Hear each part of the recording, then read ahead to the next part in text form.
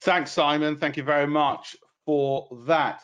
And people should be able to see my screen. And what I wanted to show them was this. This is what we spend our days looking at as hedge fund managers. So how on earth do we decide what to trade? I mean, do we focus on news items? And how do we decide what's important? All decisions in trading come down to two things: knowing what information is important and how important is it.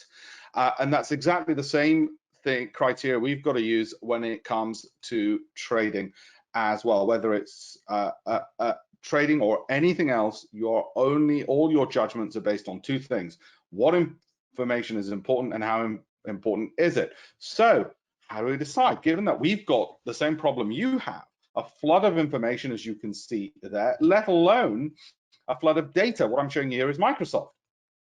I mean, it's simple. What do we do? How do I decide whether to go long or short? Do I look at the market depth? Do I look at its volatility, its recent returns? Am I instead going to look at its peers and see if any of those are maybe cheaper? Am I going to look at its historical charts or its intraday charts? Am I going to look at its valuation ratios? Where on earth do you start? Surely all of these pieces of information are somewhat important. If they weren't, let's look at price ratios. If they weren't, then why on earth are they being displayed?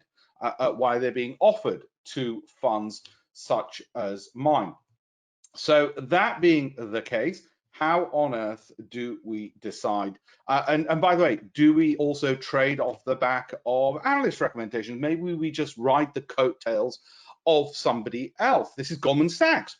And we're talking about Facebook. Facebook's in the news today. Goldman Sachs have got the ability to move markets, and these are its by recommendation. It targets prices and its implied returns, and maybe then it's not Facebook we want to look at. Maybe there's others where there's bigger implied returns. After all, if I just did this and nothing else, I'd be making pretty good returns. So we overcomplicating things. Again, comes down to the same issue. What information do we look at? How important is it? And as you can see, when there's so much to look at, you suddenly realize, well, actually, there's lots of ways of trading. So how do we make sure we've got an overarching strategy which gives us a process and discipline, so we don't end up, oh, I'll do a bit of this now, and then I'll do a bit of that, and then I'll chase this, or I'll look a bit of news here. Oh, I saw that there was an article about this. Oh, I'll just take a bit of that, a bit of this, and before you know it, you're confused. And it was all very easy getting in, a bit like a relationship, all very easy getting in, bloody difficult getting out. So how do we know when to sell as well? After all, we've only got two decisions to make, as whether hedge fund managers or as retail clients: when to buy, when to sell. That being the case, how do I, when I've got a flood of information like this, and I know that my peers are looking at this, I know all the other big funds are looking at this at the same time, how do I make sure that this is relevant to me? This is something which is going to be actioned, that I've got a disciplined approach. That's what I'm going to teach you, and I appreciate I'm talking to private investors, and so I'm going to make it relevant for you guys, okay? And straightforward, rather than flood you with a million different strategies, a million different approaches, things which might require you to be a screen slave. What's the point of that? What I'm going to do instead is show you one simple way of doing it. I was, after all, many moons ago, a private investor. I grew up in a small Yorkshire city called Leeds, no silver spoon in my mouth, was a private investor, and then eventually set up my own fund. On that point, do connect with me. Please do connect with me. It's a lonely business being a trader. Do connect with me on LinkedIn. That's where I am. Okay, and what I want to do in this talk is tell you about the essence of all trading success as I see it from being a private investor in your shoes, all the way up to raising capital, setting up what we now have both on the hedge fund side and private equity funds as well, but giving you those insights. Now, I set up the fund in 2004. I am still not in this bloody list, okay? I'm still not in the list of the 10 best paid hedge fund managers. Until I am, I'm not stopping. All right. So you might be thinking, well, okay, in which case, why the hell are we listening to you? Well, give me a break, give me a break, give me a bit more time. You might also be thinking, well, why on earth would you demystify trading? Isn't it supposed to be like the Coca-Cola recipe? Isn't it supposed to be like the secret spices and herbs in KFC? Why would you tell us any of this? Well, let me tell you something. I'm not the first. I won't be the last. There's multi-billion-dollar funds who tell people what it is they do. Every time we raise capital, and investors in our fund are institutions. They're only allowed to be institutions by law. So they're pension funds like Aegon and AXA, for instance. And whenever we're speaking to them, we have to tell them what we're doing. Otherwise, they turn around and say, you're a black box, and we don't want black boxes. Okay, so all I'm telling you are things which I've actually told people in my Financial Times columns, my Bloomberg TV shows, and so on. So let me get on with telling you. And one thing that I will promise you, look, everything that I've said on the, you might have heard me on the BBC, very straight talking, and even the same, this is with my team outside number 10. Very straightforward. I will try and give you everything I know from every network I have access to. This is my company. This is where we're located. I wish I owned the building. I don't. Even hedge fund managers don't own buildings in Mayfair. We rent a little room in there, and we pay about £15,000 a month. I know what you're thinking. How come you don't own the whole building? Yeah, well, you know. Our bankers are Rothschilds, auditors are Ernst & Young, legal advisors are Iron Overy. These are some of our funds, blah, blah, blah. Not open to retail clients, so I have no conflict of interest with you. I am not trying to sell you a fund because I would go to prison if I was. Retail clients cannot invest in hedge funds. So I'm going to give you the insights instead of what it is we do. Very, very important information there. I do not know who's on the other side of this video. I don't know your personal circumstances. I do not know whether you're 20-something billionaire or a 101-year-old orphan.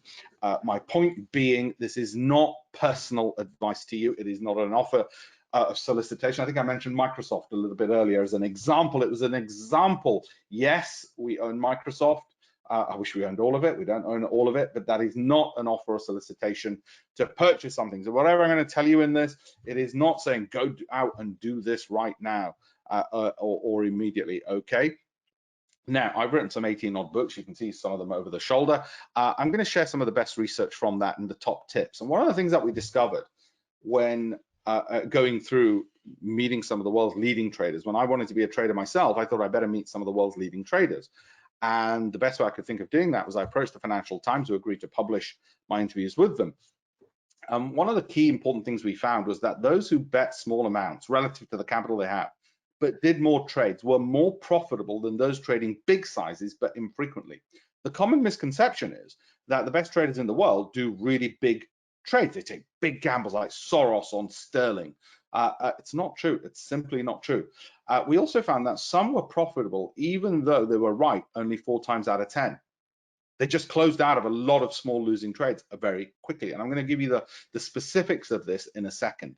All right. Some of this you might have intuitively guessed at, right? But I'm going to give you the specifics. And we have about 10 different strategies in our fund. I'm going to give you one of the oldest, the first strategy. Why? Well, it's not mine to own anyway. It was given to me. And just because I share it with you doesn't mean my business is about to go bust just because you happen to learn the same skills. Okay.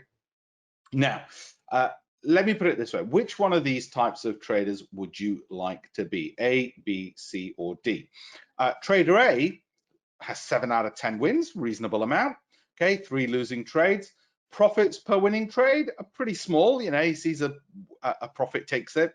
Losses per losing trade, fairly big, adds to his losing positions, doesn't like losing, got a bit addicted to winning. So every time he has a loss, he adds to it.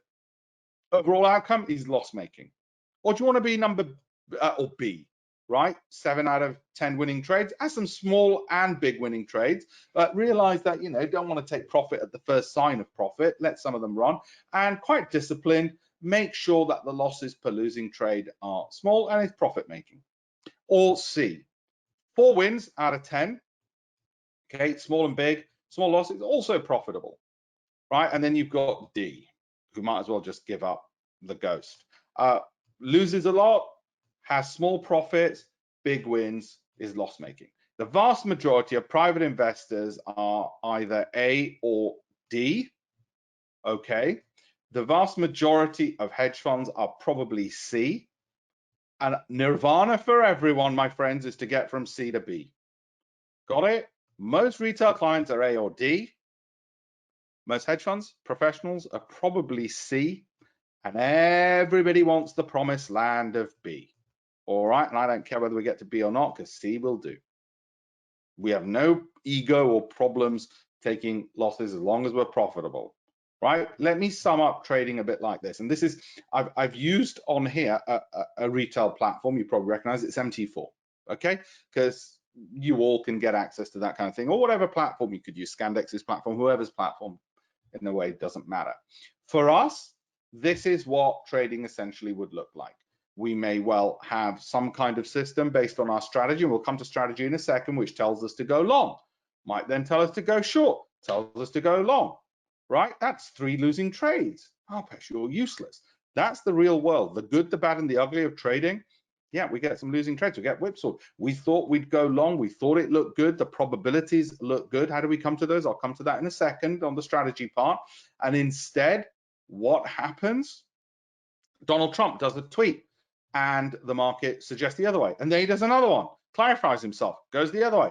Then he does another one. Anyway, my point is, whatever the causes are, that happens. Oh, of course, I would like to have nothing better than big winning trades. You would think, with my finger on the pulse and all this kind of data and knowing what every single person is trading at any given time and who's placing what trades on any market, that every single piece of data you could possibly dream of, you would think that every single one of our trades is profitable and we get to see what other people are buying and selling and what size and quantity every second of the day. Doesn't happen. You would think having access to Goldman Sachs's buy recommendations as soon as they happen, because by law they have to disseminate them equally. Okay, you would think we would only have big winning trades. Not true.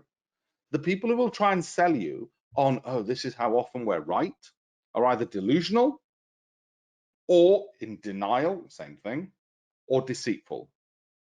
The double D's either way, delusional or deceitful, right? The fact of the matter is we are waiting for and looking to get one of these, right? Where, yes, we get the trade moving up. So what the hell is this yellow line? I'll come to that. That's our stop loss. Why is it there? What do we do if the price goes against us? Why do you have one at all? Why isn't it closer? Why is it not further? And what the hell is this red dotted line? Hope that's not a profit target, Alpesh, you muppet, because if it is, look at how much the price kept going up. You'd be stupid to have profit targets, but maybe you had a profit target because you were thinking about risk reward ratios and other BS. No, I'll go into what all of those things are in a second. First of all, clear those, erase all that link. All trading, all good quality trading comes down to having the discipline of having a stop loss, and I will describe how we choose those, right? Write this down. They are always volatility-based stop losses, or VSL, okay? The best hedge funds have them. VSL, the more volatile the market, further away the stop loss, the less volatile, closer to the stop loss. But just because the stop loss is further away because the market's more volatile, and I'll discuss how we measure volatility in a second, doesn't mean we're going to have bigger losses, because we also have volatility-based position sizing. In other words, further away the stop loss, smaller the position size, so we don't risk losing more money just because the market's more volatile. My God, that's useful in COVID. The market's more volatile, the stop loss is further away, so we don't get whipsawed out by noise, but our position size is reduced, so we're not risking more. Got it? So that's those two, fine. Here's another rule to do with stop losses. L plus L, losers add to losers. In the history of hedge funds, only losers add to losing trades. This is not investing we're talking about. This is not if Apple drops 20%, what will you do, Alpesh? I'll buy some more. That's different. That's investing. We're talking about trading. Let's stick to trading. Losers add to losers, write that down. Let me tell you something else. See that? That's not a profit target. People who talk to you about risk reward ratios, they've probably read something from about 20 years ago and have been regurgitating it ever since. BS. The best traders in the world, they don't want to put a cap on it. If you found oil in your back garden, well, at the moment you probably wouldn't want it, but let's say you found gold in your back garden. You're not going to put a cap on it and say, oh, I found some gold, darling. Let's go look somewhere else for it. No, you're not going to put a cap on it, right? And similarly, that's not a profit target. That's where we'd add to our winners. Write this down. Winners add to winners. Yes, they do. Winners add to winners.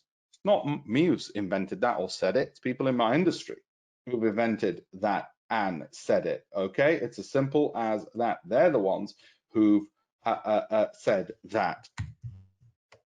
I'm going to just show you whilst we're on just one or two other things as they come up, just in terms of the markets, right? We've picked a good time because for the US markets to just see how things are going. Winners add to winners, but where's the strategy? I appreciate the principles that we've got there. Where's the overall strategy? So let's put it this way. All trading comes down to stops, S, entries, which is what the strategy is about. I'll come to that in a second. Entries, limit or take profit. That's only if you're a beginner. The only time I tell people to have a take profit, i.e. a fixed cap stop loss, is if they're total beginners. I say, well, keep it simple, have a fixed take profit there and a fixed stop loss. If they're intermediate, we get rid of the limits and all we do is have a stepped trailing stop loss. What does that mean? That means when the price goes up to this level, this stop loss goes up to here. Why? Because it gives you the best balance between giving the trade enough room to maneuver, but not giving it so much freedom that you could lose your shirt. All right. So similarly, once the price gets up to here and the stop loss is here, if it pulls back a bit, you're going to get out. That means you don't have to be a screen slave. If you want to be in front of the screen all day long, well, you don't need to do a trailing stop loss. You can just do it when the momentum runs out, and I'll come to that when we do entries, what that is. And then we need money management. What's money management? Well, that is to make sure whenever from entry to our stop loss, that if that were to get hit, we don't lose more than a certain percentage of our overall portfolio. That's how we decide on trade size. What's that percentage? Well, in a hedge fund, it'll be about 0.5%. For private investors, I've seen it as high as 5%. That seems to be quite a lot. Because think what would happen if you had 3 consecutive losing trades. You'd be down 15%. In a hedge fund, if we were down 15% after 3 consecutive losing trades, they'd pull the plug on me. My investors would come knocking on the door. Got it? So you pick your number, but just so you know, the larger the number, the more risk you're taking.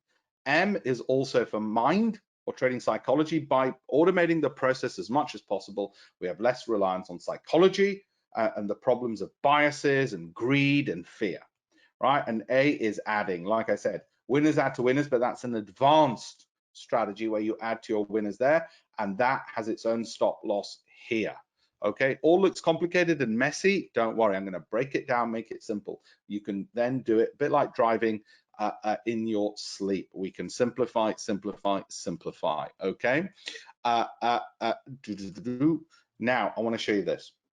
This happens to be New Zealand dollar US dollar. I'll tell you what my favorite trades are in a second, what we like monitoring, what we like looking at in a second. Before I do that, this happens to be New Zealand dollar US dollar. Okay, and each one of those bars is 15 minutes. I'll tell you what my favorite timeframes are. The key things you need to know on this are these. Okay, that happened to capture, well, that was a winning trade. This was a losing trade. Okay, that happened to win, that happened to win, that happened to win, that happened to win. Oh, Alpesh, oh my God, where's your crystal ball? Where do you hide your crystal balls? Alpesh, well, I don't have any. You must have a time machine to have got so many correct. Nope. There is, what people don't realize, vast majority of private investors, is the difference between probabilities and streaks. I can have a winning streak. That does not mean that we're always winning. Okay, let's say that a coin is 50-50, heads or tails, and let's say we'll call heads winning, right? All we're trying to do as hedge fund managers is be right a bit more than a coin. Alpesh, why aren't you trying to be right all the time? Well, because if I could be right all the time, I'd go around being a weather forecaster. All right, I go around, nobody in my industry is right all the time. We don't have crystal balls or time machines. Got it? So if we're trying to be right a bit more than 50-50, how come, what's that on screen then, Alpesh, you little liar? You're being unduly modest. That's not like you. That's called a streak, a winning streak. Even toss a coin 100 times. After this webinar, I want you to do a little exercise. Toss a coin 100 times and write down heads and tails. You will get a winning streak of 10 heads. Guaranteed. Toss it 100 times, you will get 10 heads at some point. Okay? What does that mean? You're going to set up business as the world's greatest coin tosser? No, obviously not. That's the difference between a streak and actual probabilities. Most people don't know the difference. Some of the people giving webinars don't know the difference. All right. What you need to know is, in total, whatever number of points you captured, you need to know some figures. You need to know the profit divided by the days it took. That's your daily return. Why? Because I want you to treat trading like a business. It's a side business. I want you to treat it as professionally like a business. After all, money's involved. All right, so treat it like a business. Secondly, there's profit divided by time at screen. However long it took you to be in front of the screen, that's your return on time. I wrote an article in the Financial Times many moons ago where I said for most people, they're better off working at McDonald's because they'll get a better hourly rate of return. If you spend too much time in front of your screen, guess what? Your hourly rate is so low, you might as well earn money doing something else. After all, trading is about earning money, right? So let's take this example. £531, let's just say you did £1 per point, okay? Whether it's spread bets, CFDs, doesn't matter. And if you do, given that it took 2 days to do these trades, that's £215 per day. And let's say you were in front of the screen for just 30 minutes a day because you placed the trade, then you had your trailing stop loss. Well, that means over 2 days, 1 hour per day, you spent 215, you got £215 1 hour, right? That's your hourly rate, not bad. Right, 50-50 or 60-40, I don't care which. I don't care how often I'm right, as long as we're profitable. We're not here to gamble, we're process driven, a small account size relative to capital, try any trade size, even better, demos first, okay? Be broker independent, make sure your broker's good, trustworthy, try them out, do the demo first. Scandex are here, try them out. They'll tell you, first of all, anyway, do the demo first, get a feel for it, practice, observe first, and have that patience. So how are we going to do this? How are we going to scale up? Because surely if you can you go from a demo to an account where you can grab £100 from the market, surely if you can grab 100, you've got the basic skills to grab 1,000. And if you can grab 1,000, you can grab 2. If you can do 2, you can do 4. Then it's a scalability issue. That's why I say to people, start small, because then all your issue is, then you've learned the skills and scalability is the only thing you need to worry about. And surely if a coin is 50-50, then you just need to be right 60% of the time. Just a little bit better than a coin, and the figures start looking attractive in your favor. So what are my important numbers? I think for private investors, they should spend 15 minutes a day in front of the screen. Why do I say that? Well, let me put it this way. Do you really want to do what I do, to spend all day long in front of the screen? That's my business. I'm paid to spend time all day long in front of a screen, okay? I'm paid to look at these numbers all day long, and so is my team. That's their job. Actually, I'm not paid to do that. My team is. I'm paid to raise capital from institutions and sovereign wealth funds. My point is, I don't want you in front of the screen all day long, okay? Not until your hourly rate shoots up. Instead, 15 minutes a day before and after work, scan 12 to 20 products. I'll tell you which ones I like in a second. You only need one screen. All those people trying to show off with lots of screens. If you want more screens, Amazon will sell them to you for £100 a screen. You can look good if that makes you happier. 1 trade per day. Why 1 a day, Alpesh? Why not hundreds? Why not thousands? You can observe more, but initially, I just want you focusing on quality, not quantity. Quality, not quantity. And this is how we train people up in my fund. All right, so how we train them up.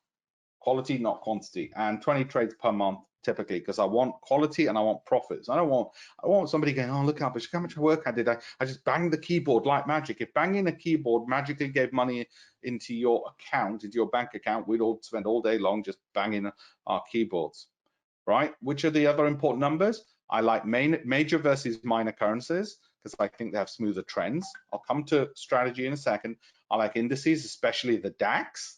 Okay, especially like the DAX. Why do I especially like the DAX? Well, I especially like the DAX because I think it just tends to be a hell of a lot smoother as a trend following index. Okay, I don't have a problem with the S&P and all the rest of it.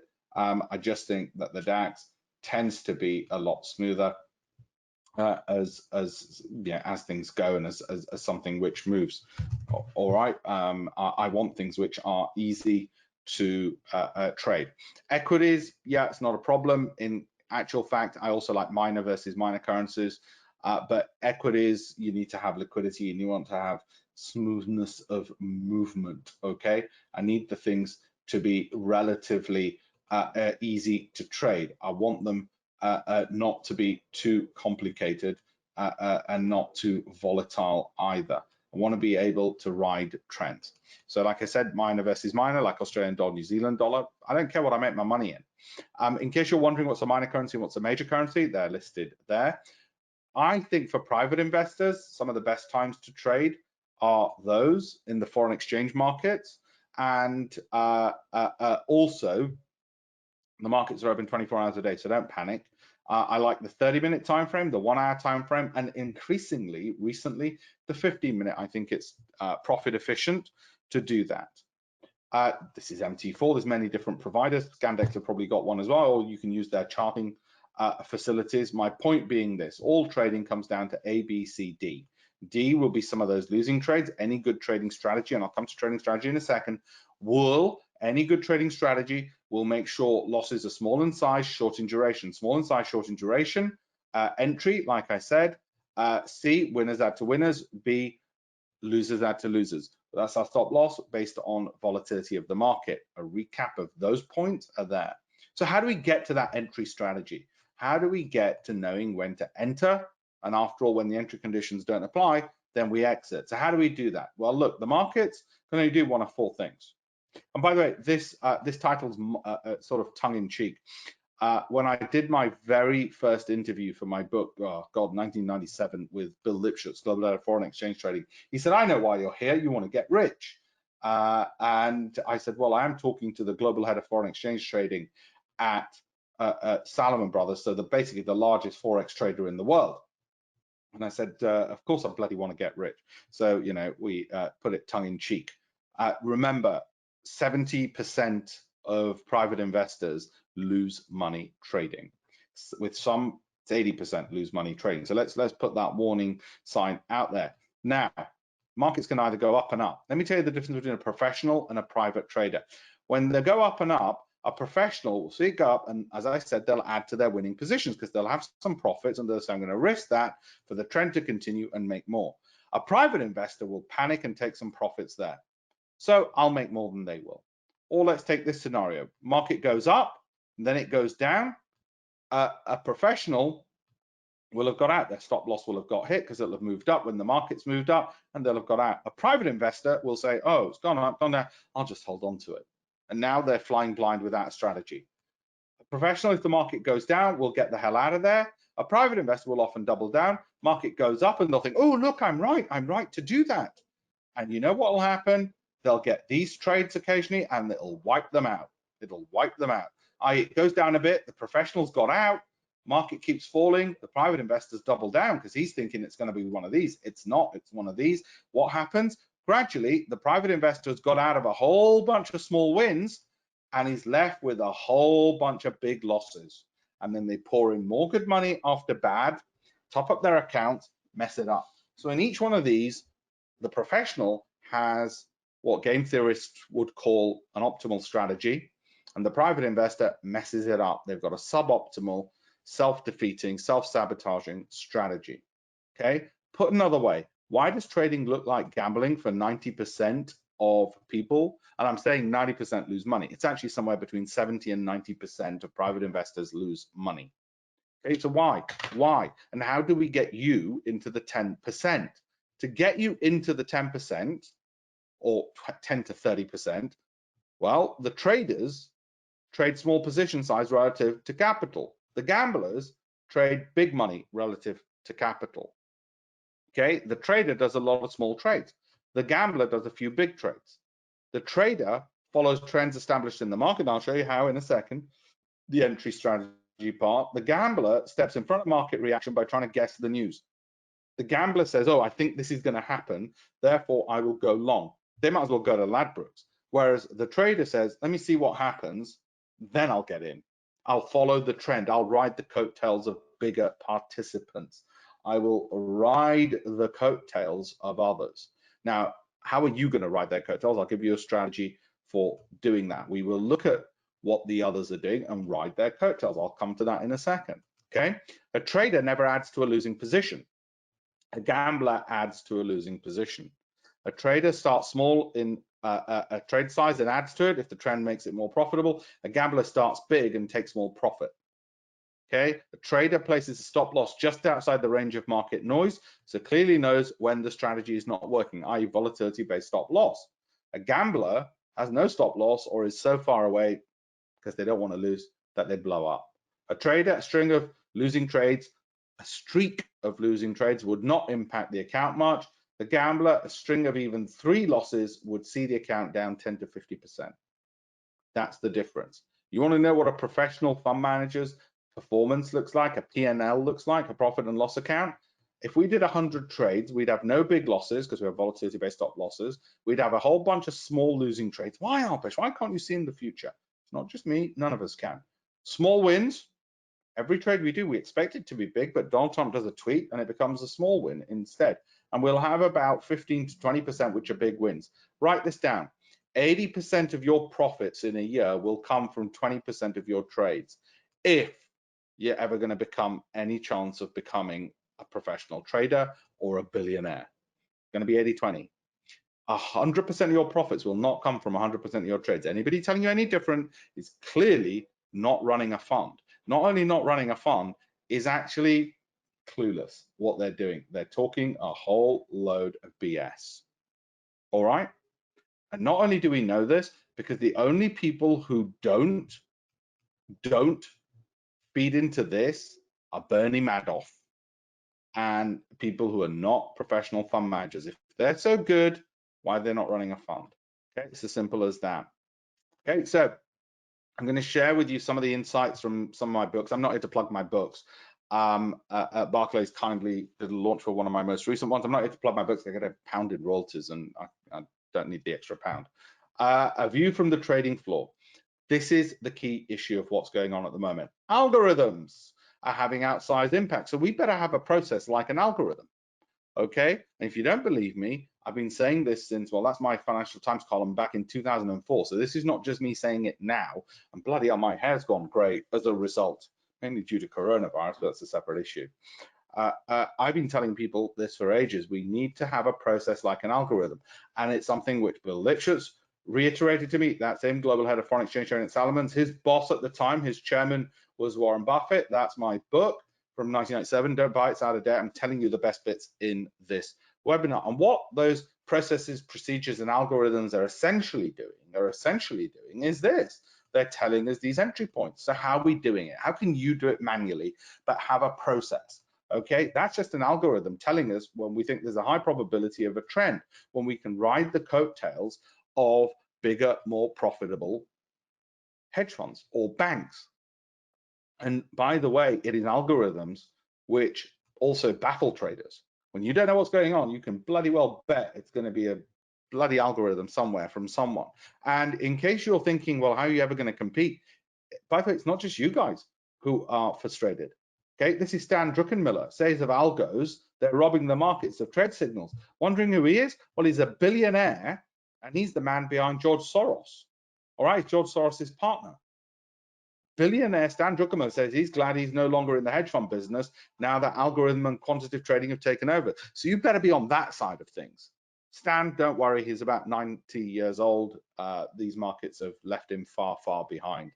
He's used to, cigars in a gentleman's club, puffing away and then saying, yeah, so I think I'll go long sterling, and even placing the trade, going back to his office 3 hours later, and you could ride that trend for an hour. For a week. Now, boom, you got to be on the phone straight away, placing those. Okay. Algo trading dominates 80% of the stock market, completely bizarre stock moves. That's what's happening. So what are these algos? What are the algos? Well, in one sense, you're familiar with it. Your brain works on algos.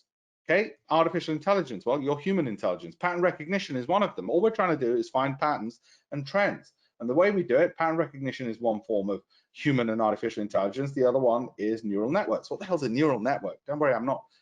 You work on neural networks. A neural network is simply information that goes into your head, you weigh it and you come to a judgment. That's all it is. Information goes into what information should go in and what weight should we give it. It's what I said at the beginning. This is from Winton Capital. It's a slide I've stolen from them. And they're a $350 billion hedge fund. And this is what they explain. So even better than me, and we do exactly what they do. Okay.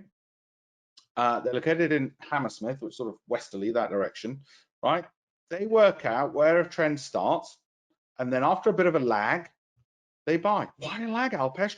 Well, they can't go in here because they don't have a crystal ball. They can't go in here because they don't have a crystal ball. They can only look at in a rearview mirror. Oh, Alpesh, that means they're rubbish. Well, when you've got a $350 billion hedge fund, come back and tell me how rubbish they are. Okay. Similarly, this. So how are we going to do that? How do we find those entries? What pattern recognition? What information are we putting in? How are we weighing it so we can do it? And how are we as private investors ever going to be able to do that? Okay. How are we ever going to do that? Remember this? This is the bit we're talking about. We need to have strategies which, if you will permit me, are trend following. This is trend following. Winton is trend following. AHL is trend following. The biggest hedge funds in the world are trend following. We want to be trend following. We find a trend and then we ride the coattails of it. And a good strategy should be such that there's ample time to get in, not one of those where, oh, you didn't get in, oh, press this, press that, oh, you weren't awake at 3 in the morning. Anybody who shows you a chart and you weren't awake at 3 in the morning and says, oh, you would have got in here, would have.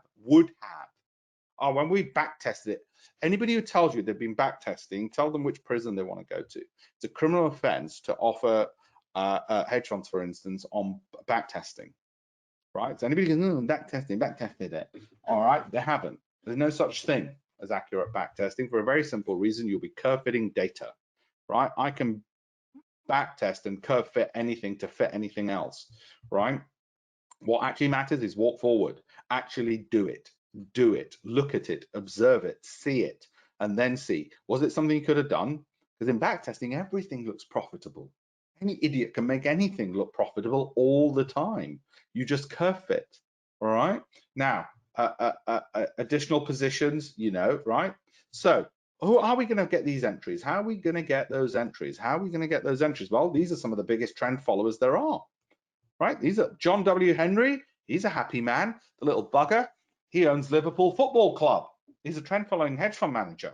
Didn't know that. My favorite, David Harding, he's British. He co-founded AHL. He's the H in AHL, which Man Group made billions out of. And now he runs Winton Capital in Hammersmith. Paul Tudor Jones, 3.3 billion. These are all trend following hedge fund managers. These were the people why I got into it. Because I thought to myself, hang on, these guys just get in, they follow a trend, they get in over there and they're worth billions.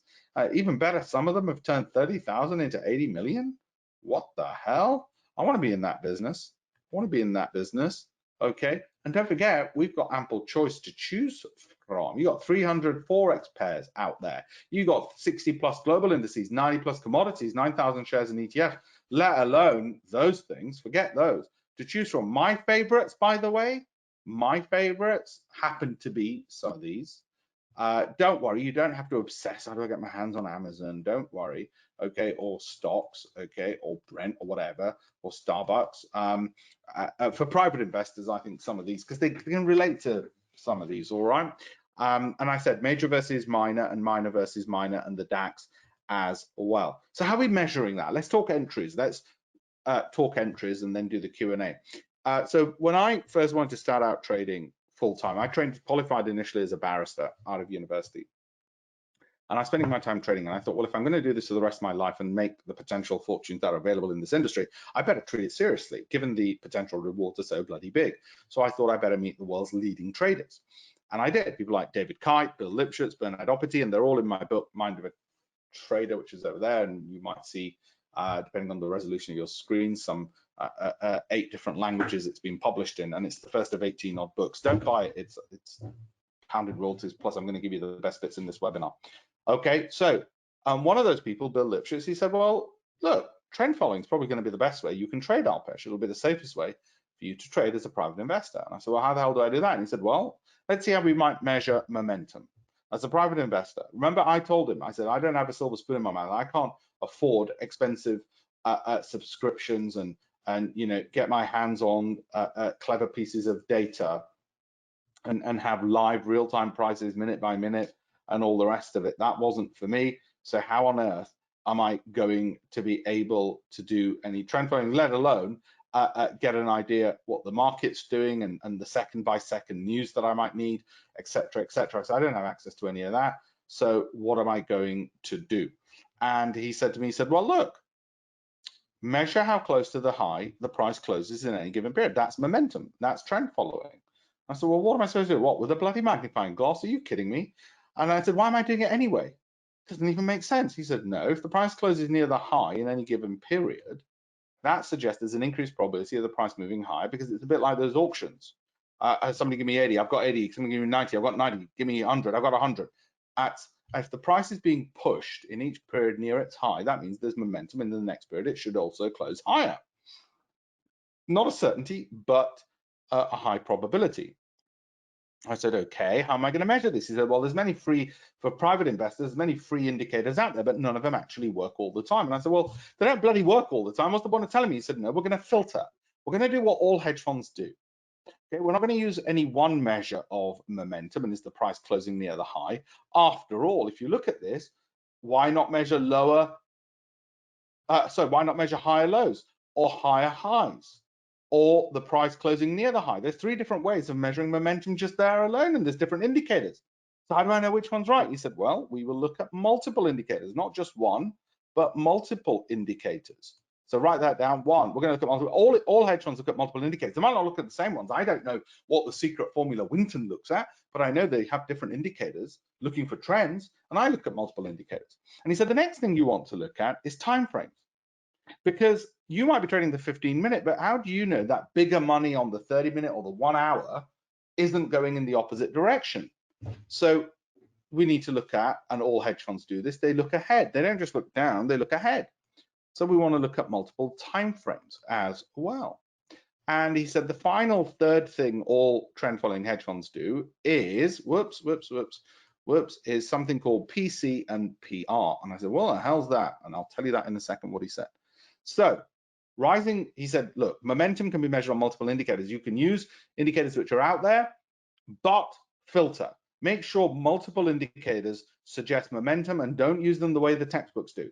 So in this case, he said, look, why don't you use something free like the MACD, but don't use it the way textbooks do, and it's not right that often because it's too lagging. So he said, instead, I want you to wait until it's flat like this to rising, flat to rising. So it's just flat and starting to rise. But don't just look at that, look at the stochastic and the RSI, they all flat to rising. And don't just look at one set of multiple indicators, look at them on multiple time frames. Okay, the next time frame along. Is it flat to rising on the next time frame along as well? I said, why? He goes, because that will increase the probability, because you're filtering, and the chances of a bigger move as well. Okay, and the chances of a bigger move as well. And I said, well, that's fine, multiple indicators, multiple time frames, but what's PR and PC? And he said, PC is price confirmation. No point being the cleverest person in the room. The price has to have moved up as well. Somebody with more money than you has to have moved the price up and seen it through whatever indicators they were using. Might be Goldman Sachs. They might have just done, okay, there might have been a news, there might have been some news item. Wall Street floats theories on billions sloshing through swap fund. What the hell's going on? We better look into that. Who's moving money where, right? Let's get into some of this. What's going on? What's going on? Who's moving money? Where's it going? Right? Whatever it is, whatever's giving us the idea, when we're looking at it, we better have some price confirmation as well. Multiple indicators, multiple time frame, price confirmation is PC. What's PR then? PR is pattern recognition. You're not going to do pattern recognition.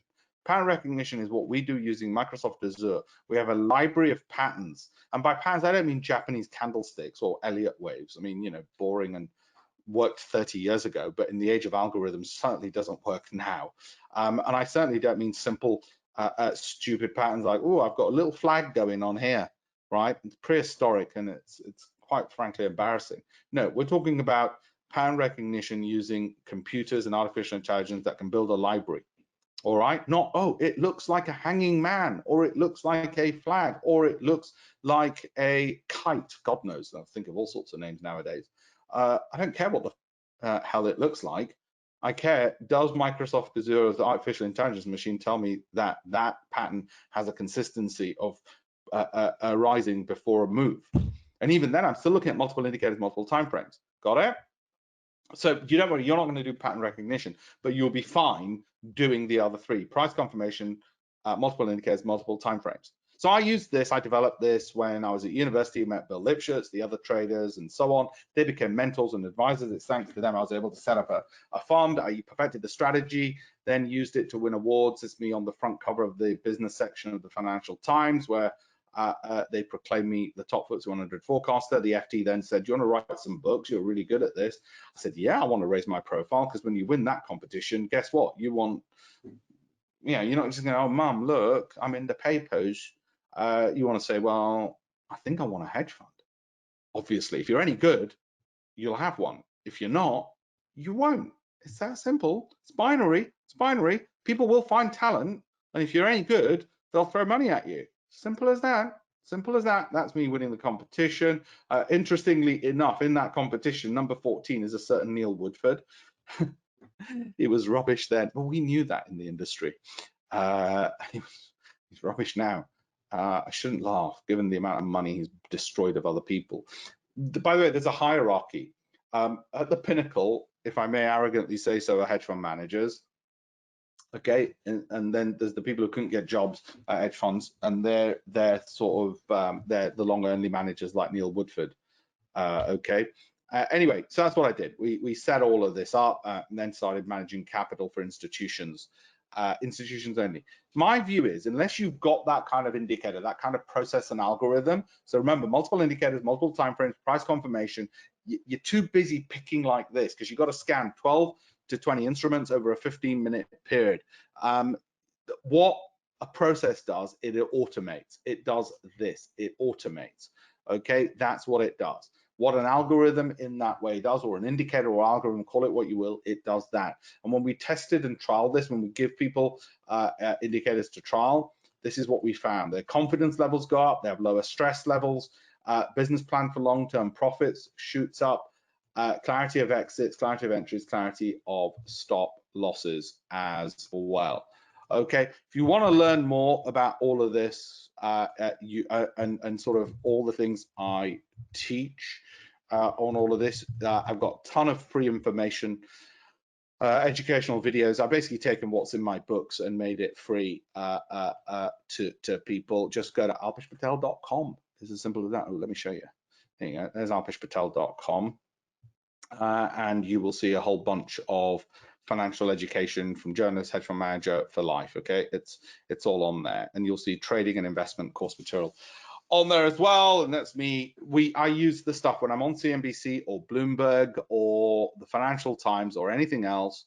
I use the same analysis that I've given you today, and I tell the people, well, based on our algorithms, that's what we're seeing.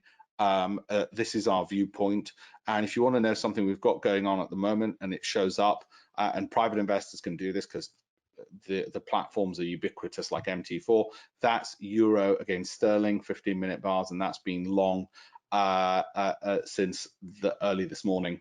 Okay, it got triggered, and that's what it looks like. The trade before that went nowhere for us. Oh, we don't care.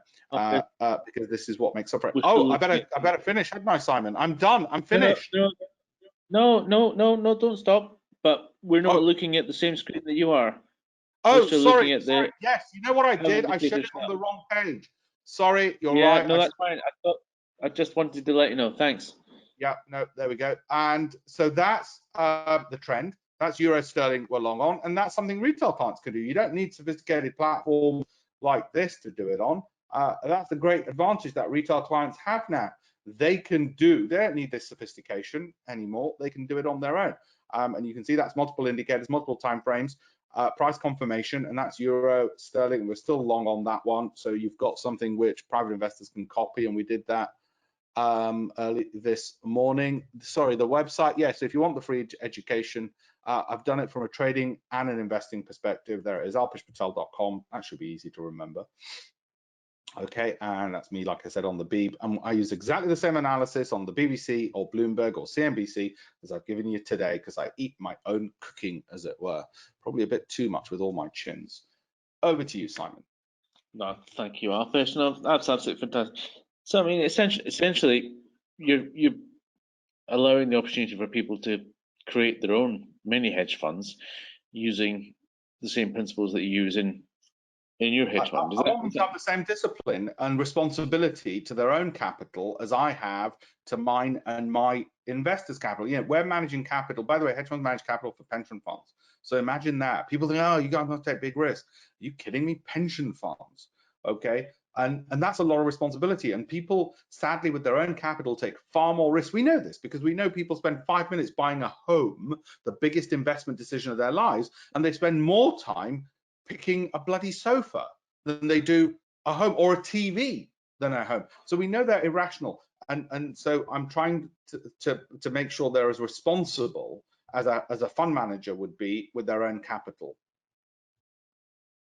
Very true, very true. Is there any recommended minimum capital amount? This is something that keeps coming up. Yeah. I'll tell you the recommended minimum amount: 0. Right? 0. And I'll tell you why. Nobody's going to switch off the markets. Get the education first. Learn on a demo account. Learn with the smallest possible account size a broker will allow you to open with, and then trade the smallest amount they'll allow you to trade with. And I'll tell you why. Just think about it logically for a second. Do you need to make all your money? It's not casino in Las Vegas where you got to leave in an hour. Do you need to make it this week? No. In which case, why would you not educate yourself first, train, practice, like you used to learn to drive in somebody else's car, not in your parents, in somebody else's car in the Tesco car park. You don't go live cash, all guns blazing day one. No wonder, you know, and people want to go drive on the motorway on day one, trade with real capital, live ammo, and then they blow themselves up and they go, oh, wonder why I keep losing loads of money. Okay, no, the ideal amount of capital is 0. I have no conflict of interest with people by telling them that. That's why I can tell them the honest truth. And anybody who tells you to start with more than that, they're going to blow you up. Then move from demo to smallest account size possible, then the smallest trade size possible, and then gradually scale up. Because if you can make 500, make 1,000. If you can make 1,000, you can make 2. There's no rush. But if you go crash on week 1, you're going to put trading to one side, say you're a total failure, and you won't do it for the rest of your life, which is what ideally I want you to do. I want you to have the same joy and enjoyment I have, and I want you to be in the 10 to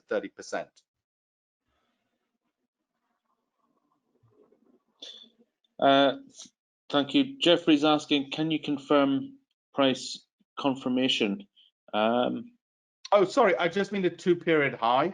Okay, I just mean the price confirmation means the price is the highest it's been for 2 periods. If you're trading 15-minute bars, the highest it's been in over the last 2 periods.